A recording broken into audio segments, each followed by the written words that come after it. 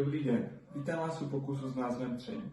K tomuto pokusu budeme potřebovat pravítko, PET láhev, rýži a papír. Papír nám usnadní nasypání rýže do PET láhve po vytvoření kornoutu.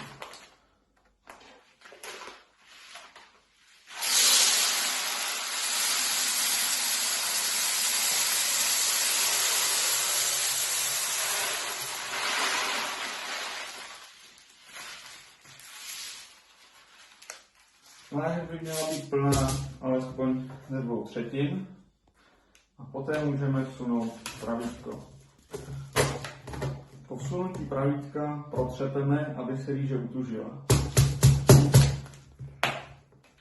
Mezi zrnky rýže a pravítkem dochází ke tření, za pomoci kterého můžeme láhev přenést pouze za držení pravítka z místa na místo.